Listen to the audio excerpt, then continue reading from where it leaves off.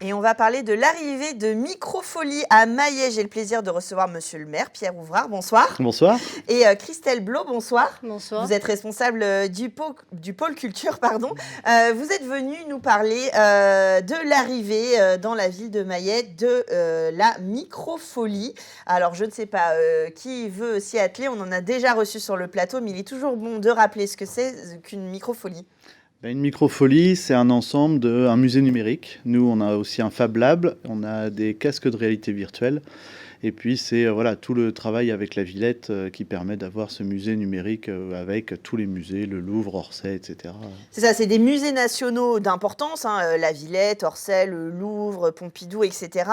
La Philharmonie de Paris, etc., qui sont accessibles via des ordinateurs, des tablettes. Vous dites, il y a un équipement qui varie en fonction des implantations. Et vous avez tout. Vous avez le Fab Lab, enfin peut-être pas tout, mais vous avez le Fab Lab, la réalité augmentée, c'est-à-dire que ça prend une place relativement importante. Tout à fait, plus un espace scénique. Oui, sur lequel vous allez faire, comme son nom l'indique, des scènes ouvertes.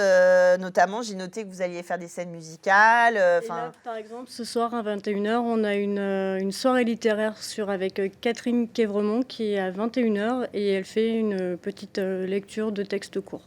Alors ça, c'est intéressant, en fait, c'est que à la fois, vous faites venir certains musées dans votre ville, et puis ça permet de faire un point de rassemblement, un autre lieu culturel, en fait, dans votre ville. C'est ça, oui. Et puis on upgrade en fait la médiathèque, qui était bien sûr un espace d'échange, de prêt, avec du matériel qui a été possible grâce à une subvention de l'État. Et ça nous permet d'autres possibilités. On multiplie les ouvertures culturelles. Alors, qu'est-ce que ça va changer pour les gens quand ils vont aller à la médiathèque? Concrètement, qu'est-ce qui va pouvoir s'y passer? Alors, on parle comme par le musée numérique, il y a deux possibilités. Il y a soit le mode libre, donc là en fait c'est en diffusion continue avec des tablettes où là les gens pourront, sur les tablettes, s'arrêter sur une œuvre diffusée et de pouvoir consulter l'œuvre et puis d'autres œuvres complémentaires. Et sinon vous avez le mode conférence où là ça sera sous forme de groupe. On accueillera des groupes et ça sera soit sur un thème précis, ça peut être aussi une commande d'une association ou des choses comme ça qu'on pourra développer. Après, intégrer le musée numérique dans les collections de la médiathèque, c'est vraiment un plus parce que là, ça rend aussi accessible vraiment tout art possible. Alors, c'est-à-dire qu'en fait, on vient à la médiathèque, évidemment, il y a des livres, des DVD, etc., des BD, mais là, on va pouvoir aussi découvrir des œuvres. On n'a pas besoin d'aller au-delà de Maillet. Dans la médiathèque, on découvre des œuvres du Louvre. On mettra principalement le musée numérique, surtout pendant les vacances scolaires. Bien sûr. Donc, de temps en temps, on le retire, puisqu'on a aussi des animations à côté, donc on ne pourra pas toujours avoir le musée toujours dans la bibliothèque. Mais en tout cas, il y aura des animations régulières, justement, pour...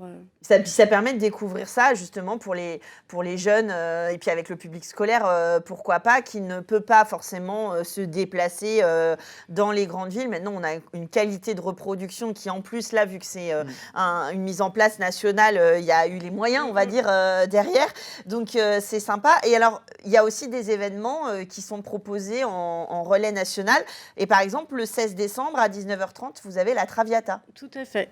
Donc là, c'est l'Orchestre national de Paris, via la Villette, qui nous propose en fait de diffuser cet opéra donc sur 3 heures avec un entracte quand même d'une petite demi-heure. Et c'est vraiment rendre accessible cet opéra justement à la bibliothèque. À ce moment-là. Les Microfolies, c'est tout un réseau en fait. C'est ça. Donc on accède à un réseau, on accède à ça qui est national.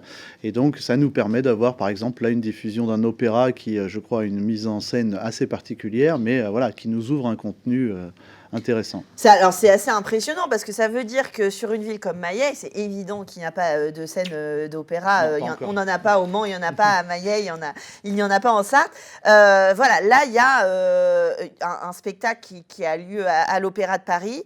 On peut en profiter. C'est le numérique à l'usage de la découverte culturelle. C'est une super ouverture pour une ville comme Maillet. C'est ça ouvre des possibilités. Puis nous, on y rajoute le côté, venez comme vous êtes, venez avec la famille, venez découvrir. Alors, la Traviata 3 heures, ça sera peut-être pas là ouvert aux plus jeunes, etc. Mais sinon, les scènes ouvertes ou d'autres choses, c'est venez découvrir. C'est bien, c'est pas bien, mais c'est ouvert. Ouais, on peut consommer la culture, c'est pas un gros mot, il faut s'y habituer.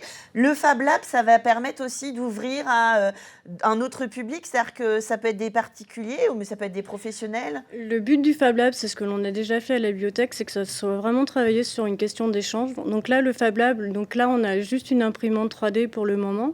Donc après, ça sera accessible aux gens. Donc après, ça peut être et aux entreprises. Après, ça peut être aussi des gens qui veulent aussi partager leur savoir et de montrer un petit peu ce qu'il est possible de faire sur un petit logiciel et de faire des créations en 3D.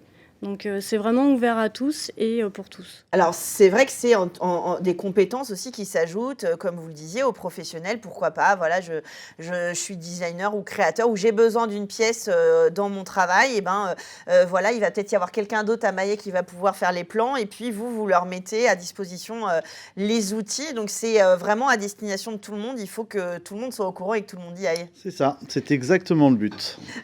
Donc on rappelle, ce vendredi 16 décembre à 19h30, on profite de la Traviata du Verdi à l'Opéra de Paris. C'est quand même chouette de pouvoir programmer ça à Maillet.